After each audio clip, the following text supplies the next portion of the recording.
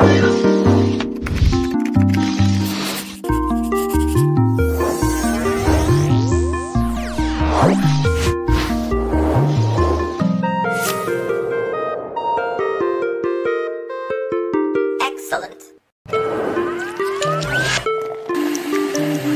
Hey, what's up, everybody? Welcome back to another 3D Hangouts. My name is Noah Ruiz. I'm a designer here at Adafruit, and joining me every week is my brother Pedro.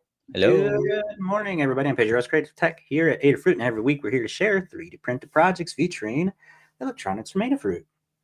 That is right. This is a show where we combined 3D printing and DIY electronics to make inspirational projects. Hello, everybody hanging out in the Discord chat room.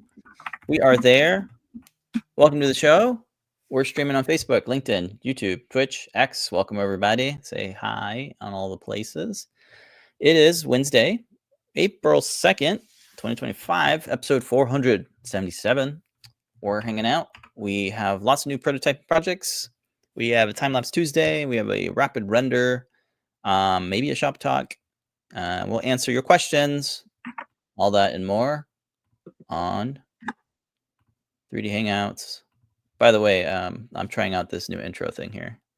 This was made in Bryce 3D. I talked about it last week. I'm trying to do a vapor wave aesthetic. Kind of fun. Mm-hmm. Look at that, 90s software being used in modern times. Very fun. Yeah. So yeah, we're just hanging out. Pedro's working on a fun new project. I'm working on motors. We're printing robots. Pretty fun. We'll hang out in the Discord chat room. Discord.gg/Adafruit is the link to join the Adafruit community and the Adafruit Discord server. Hanging out in the live broadcast chat channel. And you will say hi to folks as they come in. In the meantime, why don't we jump into adafruit.com/free. Give me 1 second to clear my screen. Adafruit.com/free is all the details, has all the details for the freebies that folks will get if they spend certain amounts of money. Starting off with orders of $99 or more, folks are going to get a free PCB coaster automatically added to their shopping cart. For orders that are $149 or more, you get the PCB coaster plus the KB2040. That's the lovely dev board featuring the R.E.P.2040 chip. And then if your order is $199 or more, you get the KB2040 PCB coaster and UPS ground shipping for continental US only. On top of that, we have a 10% discount code for the folks watching this show. Good for the next 24 hours. Coupon code Spring Break. That'll get you a nice discount. How come I can't show this while showing the screen? It must be a bug, huh? Is it the way that the layout is set up, maybe? The layout doesn't change. Like, it just kind of overlays. That's weird, huh? Hmm. Oh, strange. Anyway, 10% off coupon code this week, Spring Break. Why is it Spring Break? Well, next week, me and Pedro are taking Wednesday off. Finally. Yeah, so we'll have like a kind of a mini spring break because we'll be off for a couple days and refresh, spend time with the fam, all that good stuff. So yeah, let's check in on Discord and welcome people. Good morning, Squid.jpg, Jim Hendrickson, hello, sorry about that. Dan Mitchell, hello, thank you for joining us, folks. Again, I'm having some weird. Did you close it? Yeah, I did that. Okay, so why isn't it showing now? There it is. I saw, like, what is going on, Pedro? Just posting the comments. Why is Yes, this? we are brothers. Yeah, there's a question from Nikita. Are you brothers? Yeah, we're brothers. In the earlier years, we were living together in the same house, and we were doing the show together using Wirecast. And then I moved up here to live with my wife up here in Massachusetts. Pedro's down in Florida, and we still do the show. What is it, 10 years of running or something? 11 years No, doing I the think show. we're running. Yeah, either 11 or 12 years we're coming up Yeah, on. the longest running 3D printing show on the internet, maybe. So. Unless someone disputes us, we can say that. Yeah. Cool. What else we can waffle about as brothers do? What is that little green thing that's showing up in your Discord? The little grass thing. It says the last meadow. Oh. Oh, it's like an ad for like this game. Oh, Do you get that on your I've not seen that. That's funny. Discord is Lately like, on yo, Thingiverse, though, it posts like this whole window. I've never seen. Don't ask. I'm like, I got rid of reload. it. I got rid of it. Funny how ads are just everywhere. Yeah. Squid Edge got one too. I know. I had a You must pay dream. big bucks to get that ad, huh? Remember, I told you I had a dream that we were wearing AR glasses and ads were just popping up out of anywhere. Like we were walk through somewhere and like they would have QR codes that the glasses would scan and a freaking ad would pop up. And in my dream, I'm like, cover your lens so the ad doesn't pop up. Look away. Yeah. I feel like that's like some sort of MoGraph demo I remember seeing where there was like ads everywhere. I think that's what the dream like, came from. They would pay you to look at money to see the ads. And as you dialed back the ads, your money went lower or something. It's like an episode of Black Mirror or something. Yeah. Yeah. So yep. We're hanging out. Discord. Yep. No more ways to annoy you. Well. Cool. All right, cool. The prototyping, which is gonna be like a prototyping / shop talk. Sure. We're starting off with your stuff. Yes. So why don't you control the screen? This week we're prototyping this awesome asteroid tracker. Liz came up with this phenomenal code. Has a sweet little animation of asteroids whizzing by. Earlier in the year, we had the probability of it hitting Earth go up. I think it was like, 2% or something like that. And then they switched it over to that it might hit the Earth or the moon. So she has the probability of it hitting us as well as the moon. And the percentage is listed there. And along with this super cool animation of the asteroid whizzing by. Yeah. Using the teeny tiny little TFT display. I forget what it is. It's a 1.28, I believe. Yeah, 1.28 display. I think it's 240 by 240 or something. Something like that. Super, pretty high resolution. Looks pretty crisp. It looks way more vibrant than it is showing up on the camera there. But it's so smooth. We're using the Py S3, the one with the PSR RAM. So we can load those graphics in there. And it is pulling the API from NASA is being pulled in there through the just Wi-Fi. Yeah. And the way that this mounted is what this is going to be the like shop talk until we release this project. So let me get my little prior in here to open up the inside. Let's see if I can do this without hurting myself live.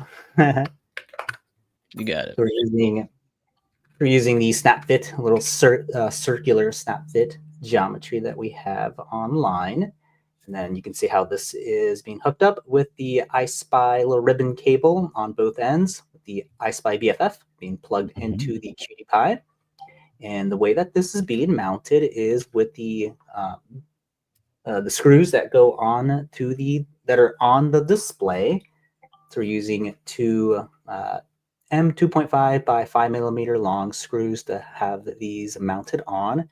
And then the interesting part is the way that I'm mounting the Cutie Py to the back lid here. We have this little plate that is holding onto these little USB right angle connectors that's keeping it in place. So when I was modeling this, I was like, oh no, I'm gonna have to modify the little Cutie Py snap in to like be vertical. And then as I'm playing around with it, I'm like, oh, wait a minute, I can just use the USB cutout and have that mounted onto the lid itself. So that's what's going on here. Just have a little standoff that is holding the USB in place. That's so cool. Super great easy way. solution. Yeah, what a great solution for something that like extends and then repositions your USB port. That's always such a hard problem. So Mhm. I'm gonna get like a pack of these because I need these for all sorts of things. Yeah, so we have a couple of right angle connectors in the shop. I think this is like a 90-degree one. I'm gonna request to have these stocked in because these are so handy. I think this is the second time that I've used these. And then it comes in a pack with a different one too, where it shoots it out the other way. I think it's like 90-degree right angle. I need to look up what the names actually are. No, it But looks about right. Yeah, it sounds right. Right angled. yeah, so if I had this one in, it would shoot it out like to the left or the right side because it is, reversible. So this is a really great way to mount as well as reroute your USB connection. And in our case, a really great way to mount with it just being held in place. It just pokes through the USB cutout, and then you have this little plate that holds it in place. It does have a little bit of rocking back and forth, but I can tighten that up with tolerance, just lowering the standoff there, so it's more tighter on there. And then the cylindrical little sap fits that we've forgot what you used it on, probably like a Circuit Playground Express. Oh yeah, so buttons, arcade buttons, and all sorts of things. So it's literally just like a triangle, 1mm triangle that has a sweep across, and then you use that same geometry to cut out a little. You can kind of see it here on the edge on the lid, so it just snaps into place. And I have a little. I should probably make this bigger. A little indentation so you can get your nail in there, but just using the spudger tool works pretty good as well. Very good. The spacing inside, the way that it, why I have to have this big old bezel on there is so that there is room for the ribbon cable so that I can bend without it, crimping. Yeah. You have enough space on there to sort of fold that into itself. And this is the shortest ribbon cable that I could have in there with having enough space to, take it out and do any maintenance on it. You are going to need the ribbon cable. Actually, I should probably make a little hole in here so you can actually access the reset button. Oh yeah, that's a good idea. Yeah, definitely do that. Yep. I'll add two little button pressers. Yes, built-in little button pressers for that. So you can push that in there. If you want to program this, like assemble it and then program it or reprogram it. Yeah. Let's see. This is a simplified version of this. We were going to have like a button on there. But there is enough room to add all the text that you wanted, or that Lamar wanted, like having the moon probability displayed on there as well. So no need for the button to switch between like the Earth and the moon. And let's see what else. There's plenty of room in there for maybe like a speaker or something else if you wanted. Yeah. I don't know what else you can stick in there. SD card, don't have room for like after it's in there to reinsert something. But, these little walls really don't just help to align it. The main thing that's holding them in place are the little standoffs that are built into the PCB. So you could cut those out if you wanted to have like a SD card, then like cut a little hole in here to have that inserted. Other than that, that is so far the geometry. The tweaks I got to do is move the cutout for the display just a little bit up, I don't know, 0.75, then extend. You can kind of see that that is covering a little bit of the display here, maybe like by 0.5 or something. So I'll do those last tweaks on the little cutout for that by expanding it and then moving it up a little bit. And then it should be good to reprint like in blue or like a gray, gun black gray color instead of this what was loaded already in the AMS. Yep. Got a question. PLA or TPU? Oh no, this is PLA. Yep. Very good. PLA all the way. Oh no. Here we go. Okay, other things. There's a Circuit Python, so it's Python code by Liz, of course. Yes. What other thing could I note? And it looks so much more vibrant than is showing up on that display. Yeah, let's go over here. No, that's maybe. blow it up. Maybe I can adjust the polarizer on that. Yeah, there you go. I can see your screen, but it's not. Yeah, let me. That is weird. Focus. There you go. That's more representative of what we are seeing. Vibrant. Adjust the polarizer more. Yeah. Wow. Nice That's and great. vibrant. Man, that looks great. Oh, and I didn't remove the screen protector yet until I start filming, so I can get that on camera. Yep. So you are seeing like this bubble, air bubble, as well as some like holographic type. You can kind of see that. Yeah, that's from right. the Yeah, and from the it's like protection iridescent. film. It's almost like Yeah, iridescent. iridescent. Yeah, that's the word I was looking for. Oh, I love that when the comet comes by. Yeah, it looks so Asteroid. smooth. It's really good. Yeah, yeah, it came out really good. on Look at that. That's impressive. Beautiful. So 240 by 240 is the display resolution. Yeah, looks great. They're bitmaps with some transparency. It's cool that it goes over the text. Yeah, that's so cool. All data. Yep. There was like some trickery that Liz had to do. Like she had to download the certificate for SSL. Oh wow. From the JSON or wherever it's pulling from, whatever API. A lot of fun stuff. Super cool. Cool. Let me share a couple things. This is the Shop Talk tool.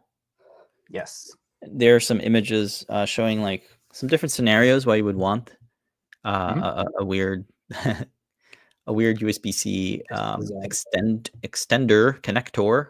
Perfect example right here. Yeah, here's another example from the Switch or the Steam Deck rather. And it can do 100 watts, 40 gigabits of data transfer, 8K video. So these are nice, and you get some nice dimensions on that. So if folks want, I got you a link here. If folks want that. So that's the USB thing. And then here's the display that Pedro is using. It's I think one of the newer ones. I think it's our first, yeah, it's a newer one. It's our first kind of round display. That's like not weird, not RGB or TTL, whatever that is.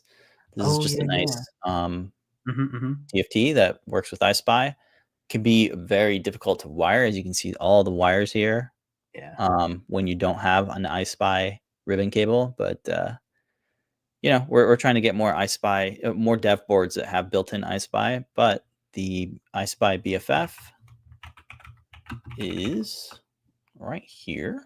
So just a little extra board that you can add on to your Zhao style, QT Py style boards. And I don't see it with a QT Py. I guess here it is. Yeah. So tiny little board can power these EYESPI displays, which are great. It's like 8 wires. You can do touchscreen displays as well because the EYESPI kind of has those pins for that. And then the QT Py you're using. So let me pop that in. One thing to note, I am using the short headers to sort of make that a little bit more compact. So the short good to know, pins and short socket headers for that. Yeah. 2 different S3 QT Pys. This one has the 2 megabyte PS RAM with the 4 megabyte flash. And we ran into some memory issues with the non-PS RAM QT Py. Luckily, I think the PS RAM one is the only one that's in stock. Oh yeah. Yeah. That might be good. That might be it. Okay. Yeah, I was trying to see how to differentiate the difference between them. I was like, oh, I'm sure one of them has like the little memory chip or something to maybe the layout is different, but I couldn't see anything except from the ESP32 S3 chip. The numbers are different on there. That's the only difference I could see. Yep. So just be careful with which one you're trying out. Yeah, you need more RAM. Yeah, in my case, the S3 with PSR RAM, they're purple and the other ones are black. Oh yeah, okay. That's good to know. But that's just the stock I have. I don't know if we switch to all purple or whatnot. Oh, maybe. Yeah, they're all purple. It's hard to tell. I guess because the PS RAM is like built into the ESP32 S3 chip. So I had to use like the macro mode on the iPhone camera to look at the numbers. Oh, that's funny. Yeah. But that's one differentiator right there. Yeah, and you like you said, these are out of stock. The 8 megabyte flash. And then here's the 2 megabyte PS RAM. Yeah. So that's what we're using. EYESPI ribbon cables. I am using, go to There's a few. I believe it is the 100 millimeter one. 50. Yeah, I tried using that. You just won't have room to pull it out, like in case you want to do any maintenance on it. So it's a good length for that. Yeah. All right. I think that covers all of it. I'll let you sort out when you want to release it, because we are out next Wednesday. So that's when we'll release a new project. So I don't know. We'll see. Yeah, I usually don't work Thursdays or Fridays, so I'll try to have, if I can have it over to you like by Monday, but maybe not. You'll probably be packing up. No, I think I won't start packing until like Tuesday night. So okay. Yeah. So maybe for next week, if not in 2 weeks. Right. Yeah. Okay. If you want to pick up the Cutie Pie, the 1.28-inch display, or any other odds and ends, spring break is the coupon code and get you 10% off your order. We appreciate everybody putting in your orders and using our coupon code. It's a great way to support the show and your maker habit. All right. So that's what Pedro is working on. Cool project with the round display. Up next, I'm back on the camera slider project. So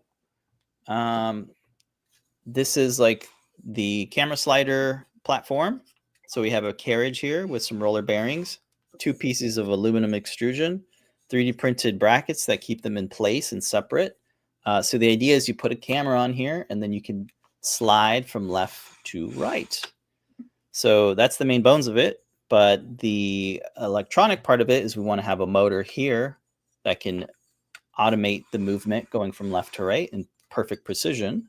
And then we want to have a motor that can pan, that means rotate like this, as it's going and sliding from left to right. So I had to rework the gear mechanism for the panning because I kind of already have this sorted out. So let's look at my overhead here by switching the camera around. So this is a new kind of carriage top plate. So we have our main plate here, and then we have a 3D printed ball bearing on the inside here that allows this whole thing to rotate. We have our mini stepper motor here with the 3D printed gear. It's actually the same gear from our LED POV project. And then we have another bigger gear here that allows the two to mesh together and rotate. And then we'll probably end up using a slip ring, or maybe not, to get this wire connecting to the TMC2209 stepper driver. So this will be rotating like that while this is spinning on that aluminum carriage that I just showed you. One of the challenges or things to look out for was like, how do I get the tripod screw to attach a camera, or in this case, a tripod head. So I have these tall standoffs here that elevate the main tripod plate so that you can get your fingers under here, because you need some clearance in between this plate here, which is, you know, mounted to the stepper motor. So now I can put my fingers under here and hold on to this wing nut.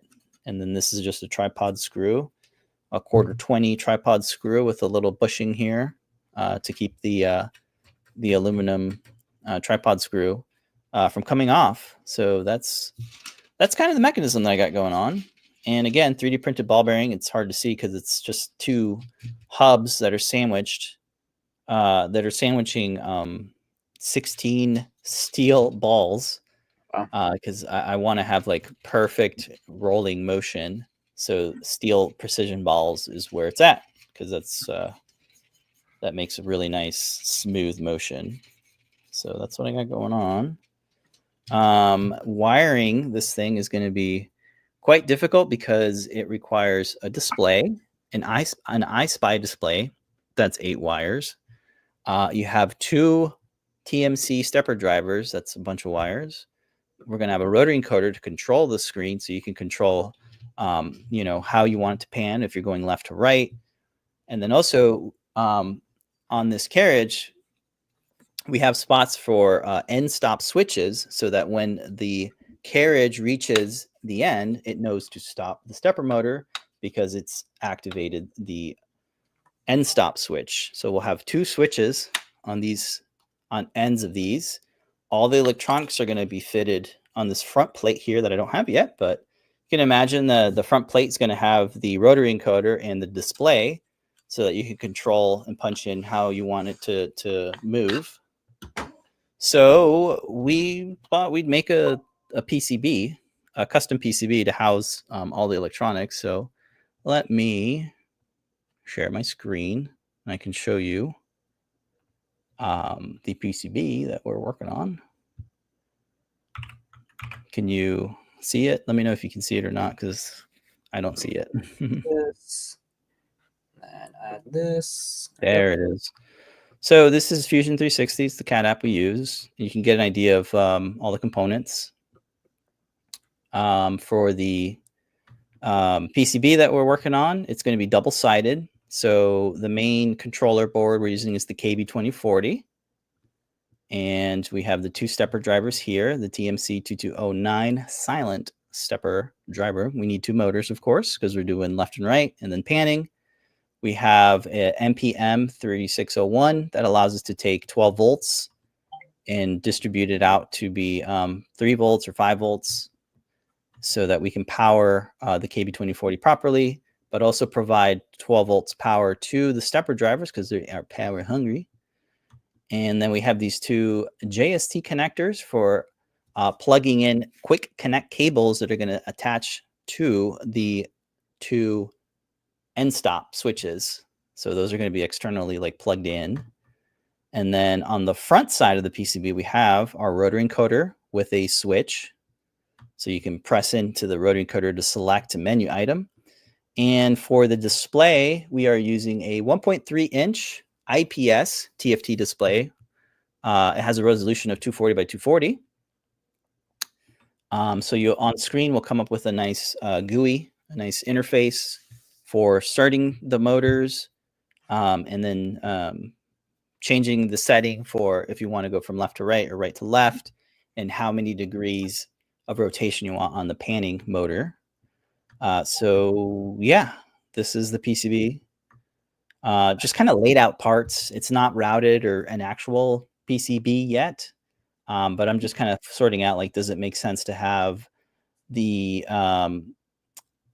DC jack up here versus down here? You know, is this a good spot for the motors to connect to on the bottom here? Because, you know, it's screw block terminals down here. So we have the motor up here and then down here. So I'm just trying to sort out everything. Like, is it all gonna, you know, fit okay? And then there's our these or end stop there. Lots of stuff moving around here. It's kind of literally, yeah. But this is like a mix of like a personal thing. Like we've been trying to work on this since like 2019. Yeah. You know, having a two motor 2-axis camera slider. To buy one commercially, I think the cheapest one is like $800 to $900, which is a lot of money for a piece of camera gear, I think. If you're doing it professionally, you know, of course it's worth the price. But you know, DIYing one is something that we've been wanting to do for a while now. So that's what we're working on. Need to update this with the smaller motor because this is like your regular chonky motor. I'm really liking these pancake short body motors. Less weight and just easier to work with, I think. So yeah, that's the project. Still got to work on ordering some rearranging some of the parts on the PCB because, like, I'm looking at this now and thinking that this should actually go down here. bottom, yeah. So yeah, this is, I think we're in a good spot to keep working on it. So it's kind of like a long-term project, I think, but we got a lot of progress on it now that I'm back on it. Took a break from it just to kind of do some easier stuff because this get a little much here. I can't seem to. There we go. Okay. So you got a question in the Discord from Yanni. Let's work on a tripod. Are those holes on the feet for attaching to a tripod? Yep.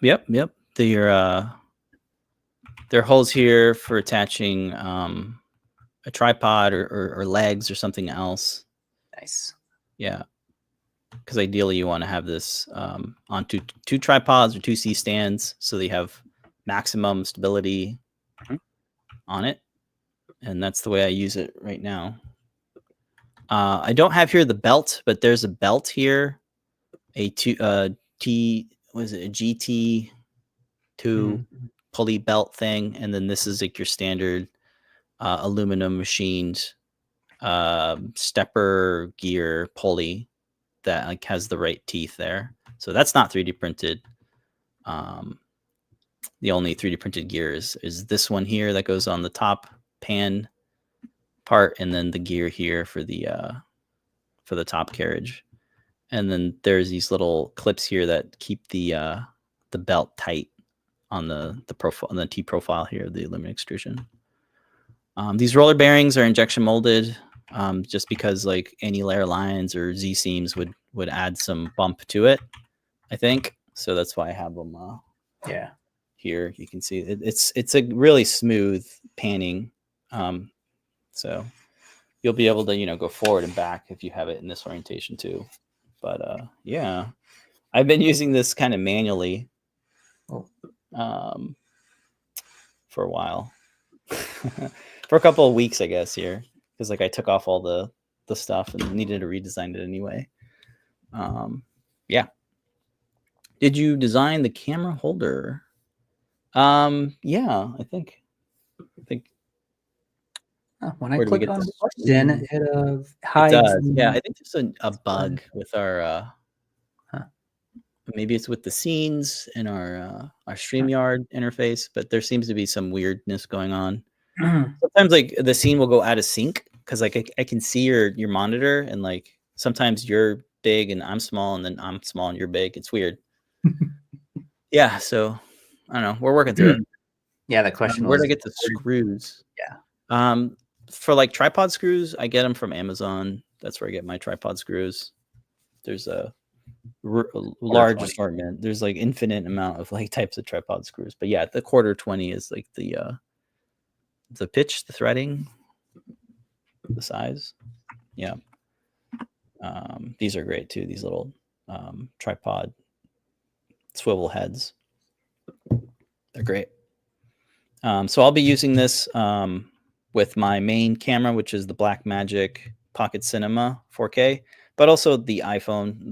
I have the iPhone Pro, and it has 3 lenses on it, which work out really well, and it's really lightweight, so I think it'll work really well with the camera slider. Yeah, let's just do this all day. It's fun. Yeah, so that's the project I'm working on. Any other questions? Let me know. Super cool. Yay. Soon I'll be able to rotate and pan automatically. I think we're ready for the big segment. Let's go ahead and AI. Yes, the rapid render. All right, let me do the thing.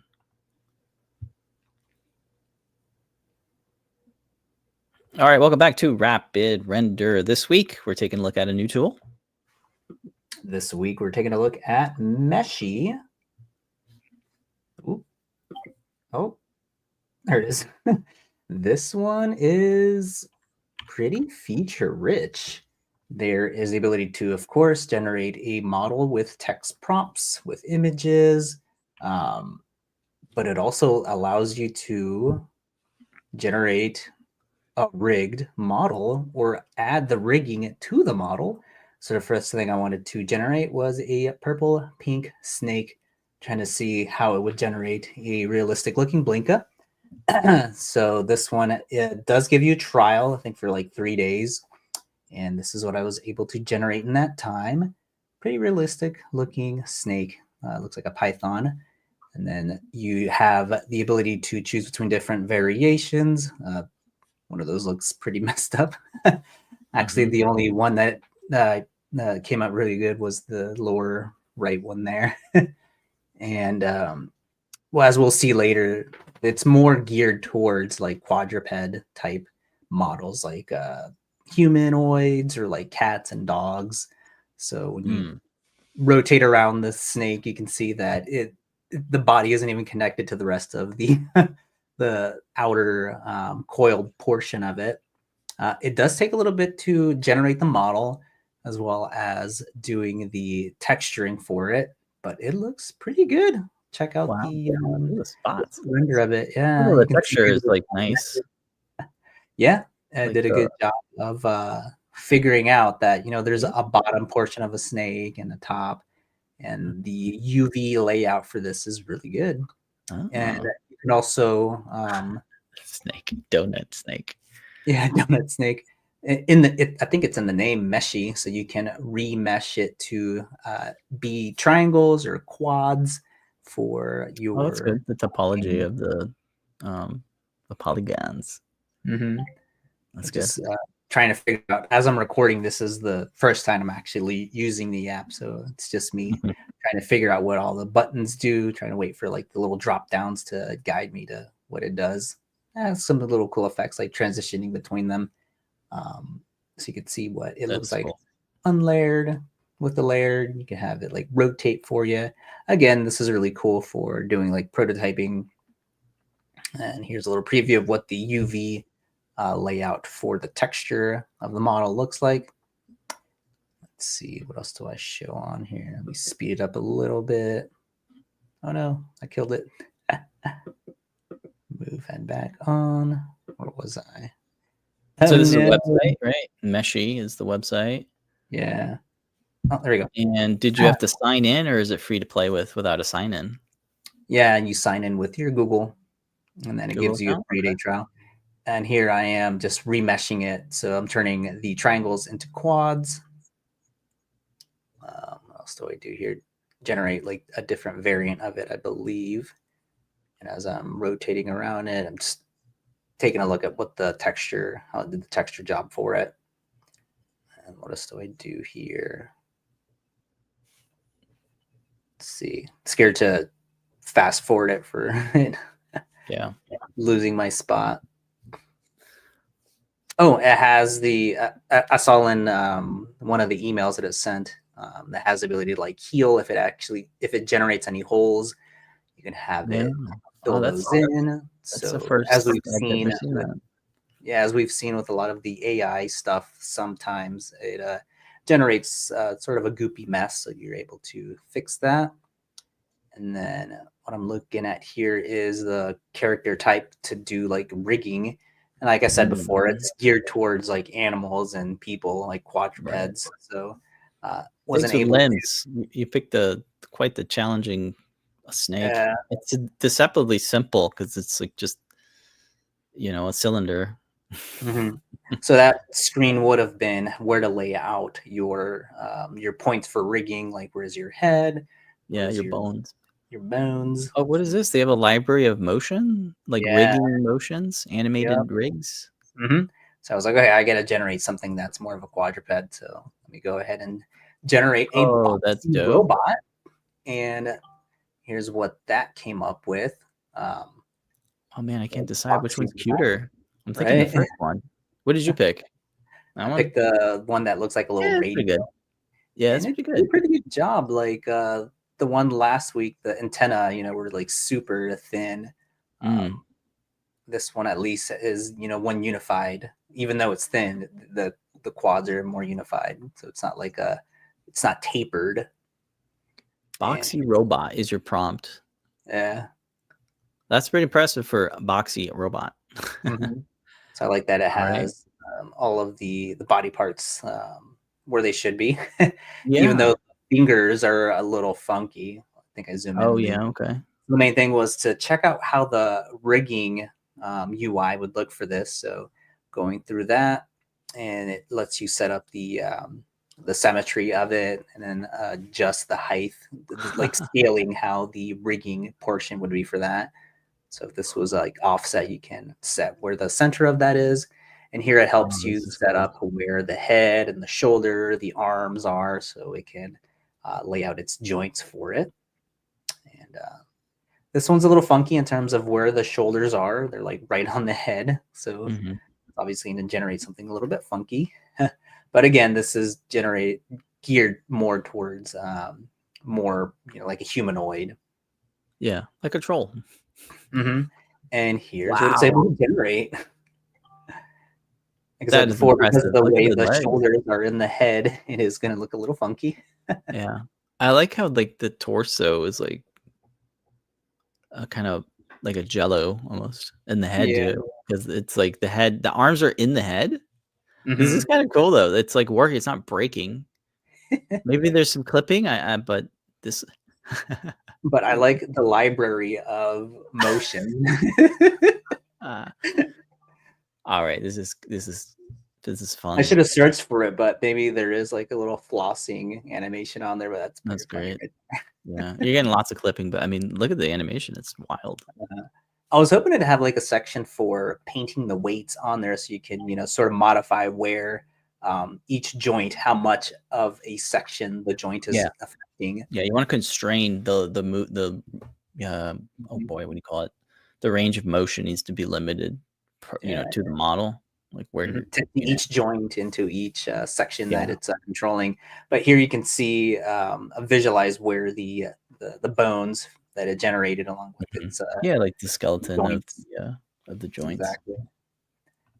So that is pretty cool. I've been saying that if you wanted to do this, I would have to take it into Blender and set all this up. But this, cuts one step out of that. It's like 100 steps, man. This is a lot of steps. Yeah. So far, the only step that doesn't cut out is, painting the weight for each bone on there. So I would still bring it into Blender and adjust how much each joint is being affected. But this sounds or looks like it's something that they could do with another update where you can modify how much of the bone is affecting the each mesh around it. Yeah, I really liked the choices from your initial prompt. Like those looked really solid. Yeah. That's pretty cool. And then can you? Well, we might know, but I'm just gonna ask just questions. It's okay if you don't know the answer, but can you refine your prompt to like have more details? Can you keep adding like, hey, can you make the eyes squares? And you can keep applying prompts to the initial prompt, or does it just keep generating a new prompt? No, I think you could keep adjusting to it. I should have pulled up the highlighted features for the abilities that it has, but I believe it does. We can keep refining it, and coupled with the being able to adjust the UVs for it and the healing, sort of the modifiers that you're able to apply on top after it's being generated. This is pretty awesome. I want to like go forward with this robot and be like, hey, instead of the hand fingers, can you give me the robot claws, the Lego claws? Because like I want to be like Adafruit. Yeah, that first model, I'm really liking that one at the top left. Yeah, that's probably the one I should have picked, but I think it has regular shoulders, exactly, and it's pretty close to Adafruit. Yeah, but this is unique, like arms coming off of your head. It's kind of cool. Yeah, I like the way that the eyes. I was thinking in terms of importing it into Blender and then actually making those arms and legs movable, but just ran out of time. Yeah, I know. This is just supposed to be like a peek at what this tool is. How did you find out about Meshy? Is it just this is on the list that we were given by? Okay, cool. What was it? Was it PT's friend?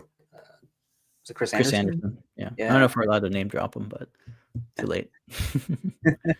They did a whole Wired article on And all the tools. Okay. on all the tools.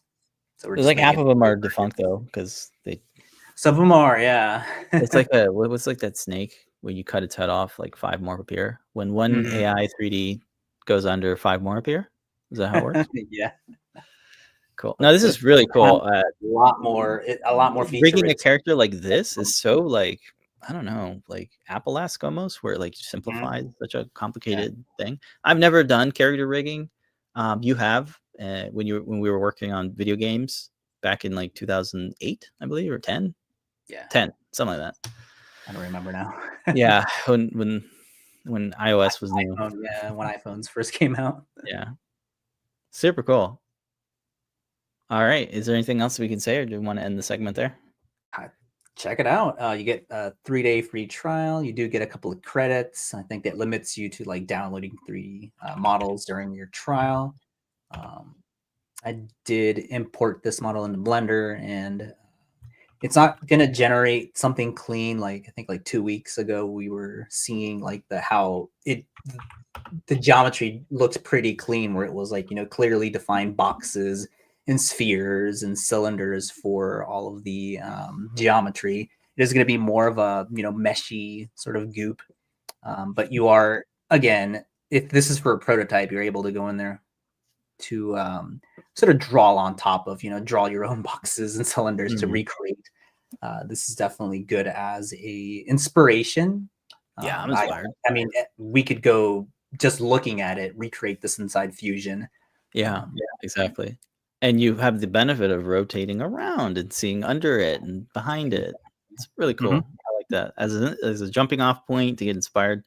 Exactly. I'm liking this. Meshy.ai. You can find the link in the descriptions and everywhere. Cool. All right, that's this week's Rapid Render. Exciting. Rapid Render. Yeah, we need Dan Q to make us yeah, maybe we can retro-y. Say hey. That's a cool title there. Look at that cat. It's a cool cat and the robot. All these robots are starting to look like Storybots and the R.E.P.O robot. Right. It'd be really cool if you could 3D print the R.E.P.O robot, huh, Pedro? How funny. It's this week's Timelapse Tuesday on Community Makes. That's my best segue yet. Oh man, it's not showing up, is it? No, it is for me on my screen, but really? Again, it's like out of sync or whatever with man, what's going on? That whole time I was saying, oh no, it's not showing up. It was showing up. I think so. I don't know if it's showing up to the folks watching. Just it is on my screen. Let me see if I try removing and adding. I mean, that seems to work. That seems to work. Yeah, I see it on my screen and I see it on your screen. But when I rewind, it takes it away. So I've been seeing this popular game show up on my feed nonstop called R.E.P.O. These are called semi-bots, and it is pretty cool, like horror, like multiplayer game featuring these little robots that go around like a haunted like facilities trying to collect loot to like sell, I guess, and you're trying to avoid like these monsters that come up and try to either destroy your loot or try to axe you out. And I think one of the funnier things is that the mouth movement reacts to your microphone. So when you're just talking to like your teammates, it's like making his mouth move up and down, and lots of little meme moments happening with like whatever popular sound, like TikTok meme sound is going on. Makes it super funny. And then the cooperative gameplay is really cute. And as people are posting in the Discord, they look exactly like Storybots. I'm posting that. I'm the one posting. Yeah. That's what I thought it was when I first saw it. I thought it was just Storybots being, remade. Yeah. Where is it? Yeah. It's uncanny. It's the exact same thing. I don't know. It reminds me of like Among Us kind of co-op game where a group of friends are messing around. I've never heard of the game, but now I'm learning about it. There's Yanni with another one. Yeah. So I'm gonna guess it's like on Steam. Is that I right, think folks? Is it on yeah. Steam? I think so. Did your kids tell you about it? Is that how No, you it found just out? showed up on my feed. It just showed up on your feed, yeah. Yeah, once you Yeah, see one and you like it, you know, the algorithms are like, "Oh, you like this," so it keeps showing yeah, more and more. Then all the yeah. little meme type videos of it that are popular keep showing up. And then I saw one from what's the artist's name? The other guy who's making the actual like the robot one. Yeah, a Those 3D printed showing up. animatronic version of the REPO robot. Fantastic project. Yeah, We'll share it. I think maybe I'll try to find the link and share it for tomorrow's blog posts because that's just a really cool project. yeah. So Cool. this is on makerworld.com. This was designed by DanishFish, MakerWorld user DanishFish. That's their username. And this is a free download. Yeah. Mhm. And it's a multi-material print, I'm gathering, with some ball sockets, a No, little it's stand. all. I think It's even all the single piece. eyeball part is set up as a filament swap. Oh, nice. Yeah, it's cool that the eyes are movable. They're posable. The arms are posable. The legs are posable. And I think there's like a screw base thing. So check it out. Quite a few people are printing it out. Posable, fun, simple Super robot. cute.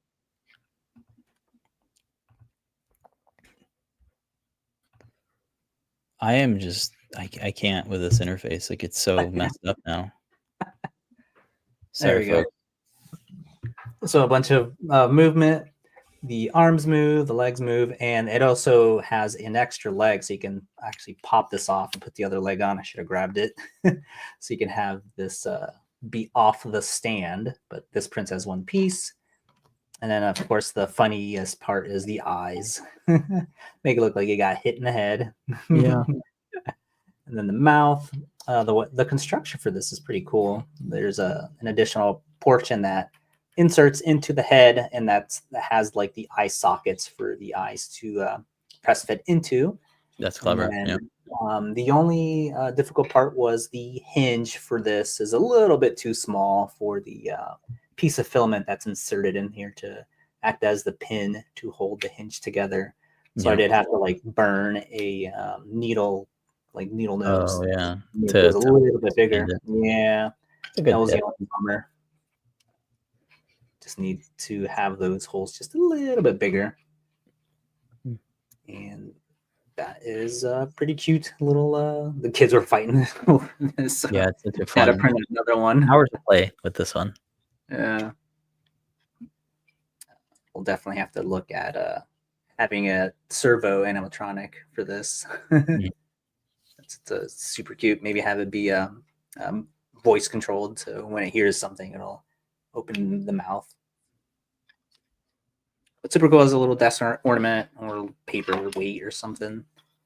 And Yeah. So you have a tip here on printing. Love it when we print something and it fails, and it's like I don't have time to reprint it working. So here's the fail. Yeah. So what's the tip? I could have swore I thought that I put brims on the hands, but no, I forgot.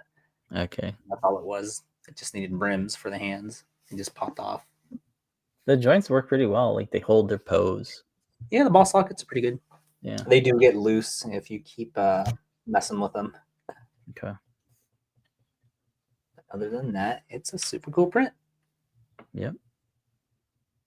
Fantastic. And here is the URL again. Let me post that up on all the chats. Yeah, if you haven't seen Storybots, it's super hilarious. Yeah, great for the kids.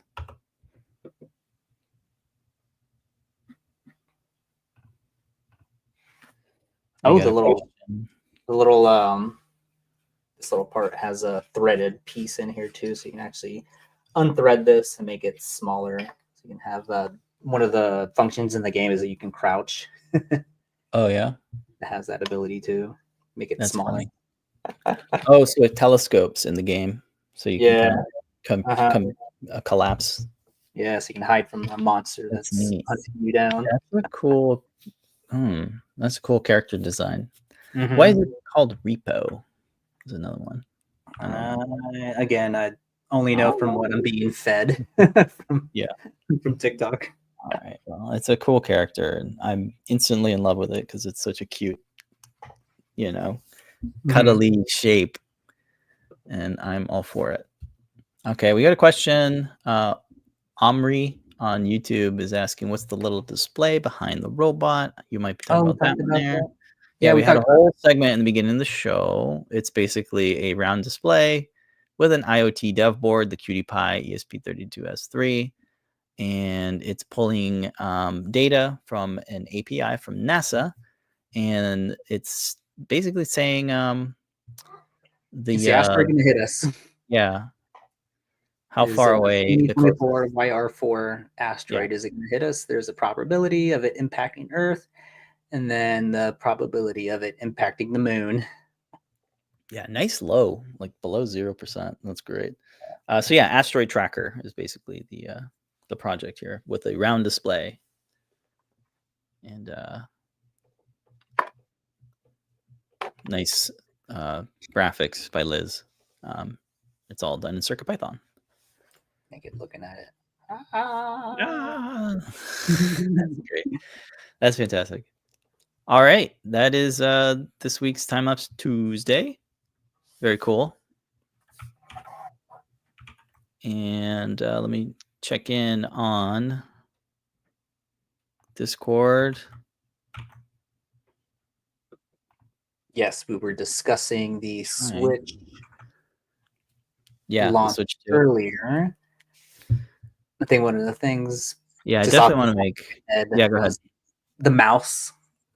It's the ability for it to be used as a mouse, maybe like a ergonomic mouse like mold that could go on top of the Switch. I think one of the funniest comments I saw during the live stream was somebody saying, "Rest in peace, Switch mouse being used on concrete."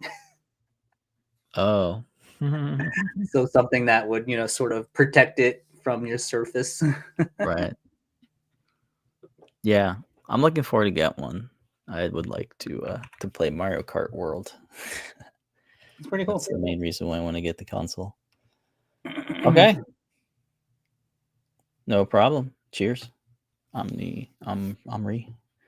Okay. Let's take a look at this week's community makes. Just one this week.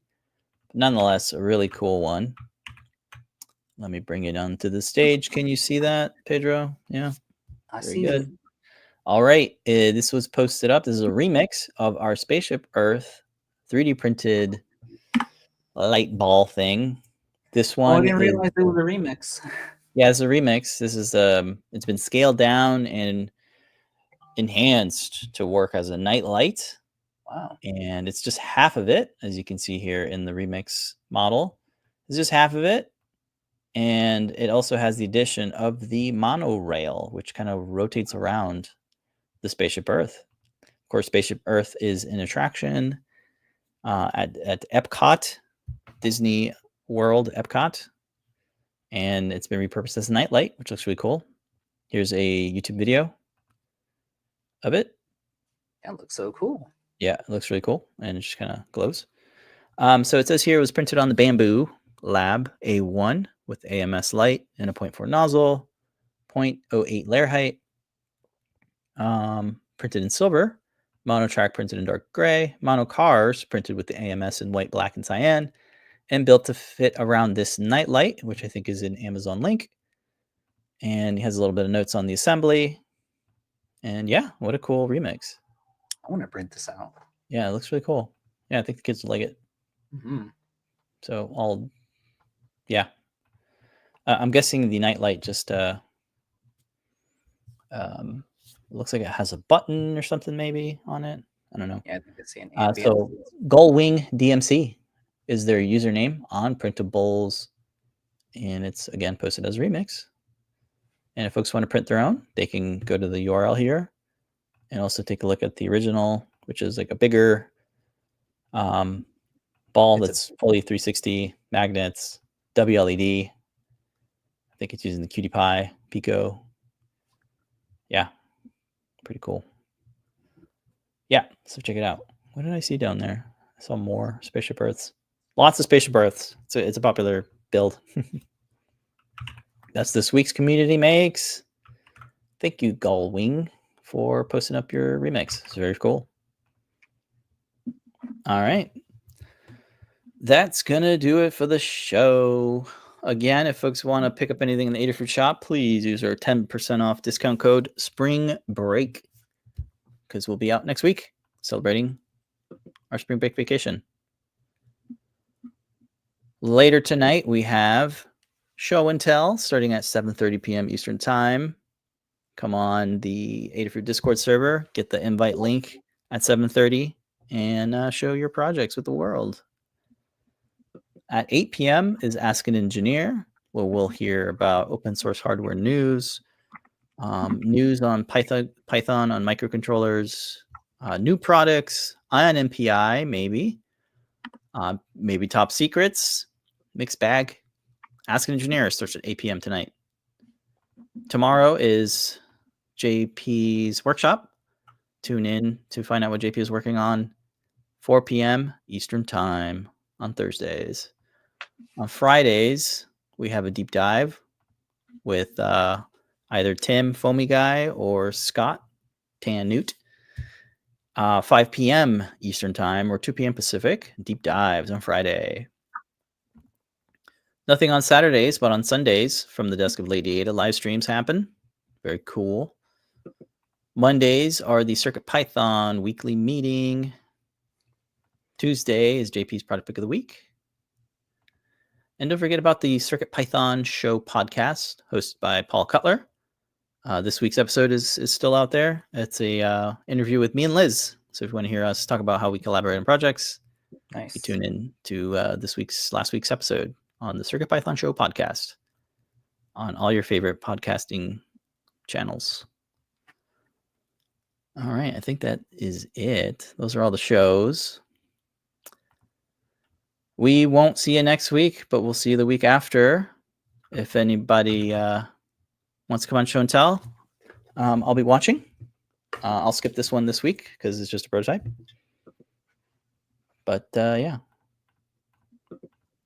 that's going to do it. Just making sure all my tabs are done with. Thank you, everybody on Discord. Saying enjoy your break, folks, too. All right, everybody.